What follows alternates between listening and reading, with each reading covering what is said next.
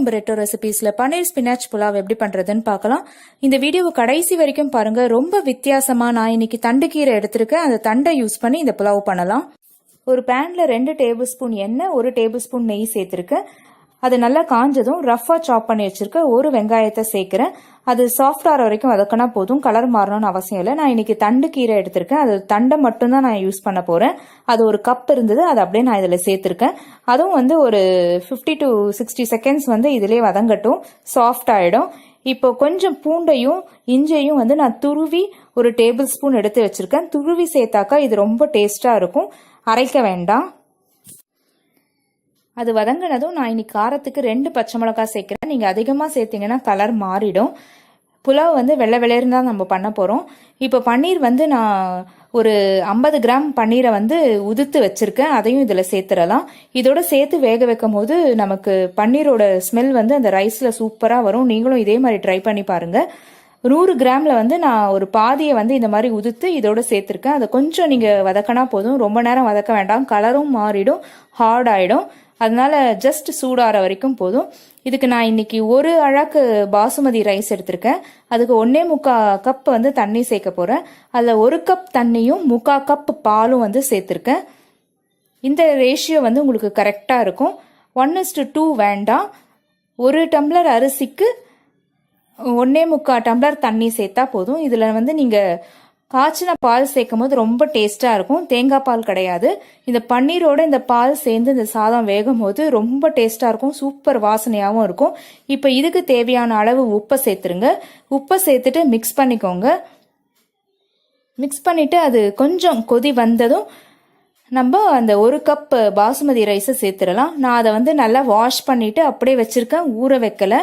இந்த புலாவுக்கு நீங்க ரொம்ப நேரம் ஊற வச்சிங்கன்னா அது கலக்கும் போது உடஞ்சிரும், அப்புறம் ரொம்ப ட்ரை ஆயிடும். அதனால நான் அதை நல்லா வாஷ் பண்ணிட்டு அந்த ஈரத்தோடு அப்படியே வச்சிருக்கேன். இது இப்போ கொஞ்சம் சூடாகுது.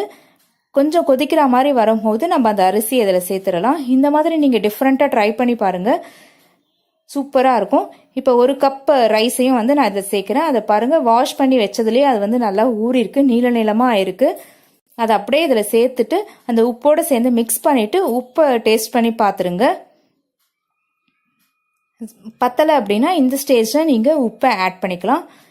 இப்போ நான் இதை ஒரே ஒரு விசில் மட்டும் கத்த விட போகிறேன். சிம்லேயே நம்ம இதை குக் பண்ணலாம். இப்போ நல்லா தடதடன்னு கொதிக்க ஆரம்பிச்சிருக்கு. இப்போவே அது ஒரு முக்கால்வாசி வெந்துட்டுருக்கும். இப்போ நம்ம மூடியை போட்டு மூடி வச்சுட்டு ஒரு விசில் கத்த விடலாம். கேஸ் ஸ்டவ் நீங்கள் சிம்லே வச்சு ப்ரெஷர் குக் பண்ணுங்க. ஹை ஃப்ளேமாக இருந்ததுன்னா அது குக் ஆகிறதுக்கு முன்னாடியே உங்களுக்கு விசில் வந்துடும். இப்போ மீதி இருக்க பன்னீரை நம்ம ஷாலோ ஃப்ரை பண்ணி எடுத்துக்கலாம். நான் இதில் 1 டேபிள் ஸ்பூன் எண்ணெய் சேர்த்துருக்கேன். நீங்கள் பட்டரோ இல்லை கீயோ எது வேணாலும் சேர்த்துக்கலாம். இப்போ அதை கியூப்ஸாக கட் பண்ணிவிட்டு அந்த மீதி இருக்க பன்னீரை 2 பக்கமும் திருப்பி போட்டு கோல்டன் ஃப்ரை பண்ணி எடுத்துக்கலாம். ரொம்ப நேரம் அந்த எண்ணெயில் இருக்கக்கூடாது, அந்த சாஃப்ட்னஸ் குறைஞ்சி பன்னீர் ஹார்ட் ஆகிடும். ஸோ டக்குன்னு கலர் மாறணும்னு எடுத்துருங்க அதுலேருந்து. இப்போ அந்த பன்னீர் நல்லா 2 பக்கமும் பொரிஞ்சதுக்கு அப்புறமா நான் இன்னைக்கு இதில் கரம் மசாலா சேர்த்துருக்கேன். அதாவது 2 பட்டை, கொஞ்சம் கடல் பாசி, 2 ஸ்டார் அனைஸ், கிராம்பு, இது எல்லாமே நம்ம இஷ்டம்தான். உங்களுக்கு என்ன விருப்பப்படுறீங்களோ அதை ஒரு 2 ரொம்ப வாசனை தேவையில்லை, ஒரு 2 இந்த எண்ணெயிலே ஃப்ரை பண்ணிக்கோங்க. இப்போ குக்கரோட ப்ரெஷர் ரிலீஸ் ஆயாச்சு. இதை திறந்து பார்க்கலாம். ரொம்ப ஃபென்டாஸ்டிக்காக வெந்திருக்கு பாருங்க, பொல பொலன்னு இருக்கு புலாவ். அந்த பாலும் பன்னீரும் சேர்ந்து அந்த பாசுமதி ரைஸோட ஸ்மெல் எல்லாமே சூப்பராக இருக்கு. நீங்களும் இதே ஸ்டைலில் ஒரு வாட்டி ட்ரை பண்ணி பாருங்க, ரொம்ப டேஸ்டியாக இருக்கும். அடியில் கூட பாருங்க ஒட்டாமல் வருது. நம்மளோட ரேஷியோ தண்ணியும் பாலும் எடுத்து அந்த ரேஷியோ கரெக்டாக இருக்கு.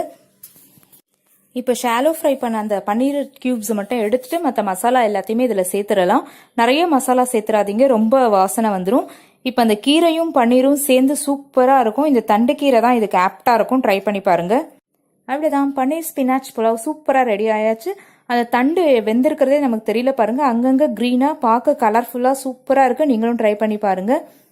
ரொம்ப வித்தியாசமா ஈஸியா பன்னீர் புலாவ் பண்ற வீடியோ உங்களுக்கு பிடிச்சிருந்தனா லைக் பண்ணுங்க, ஷேர் பண்ணுங்க, சேனலை சப்ஸ்கிரைப் பண்ணுங்க, பக்கத்துல இருக்க பெல் பட்டனையும் ஆன் பண்ணிக்கோங்க. தேங்க்யூ.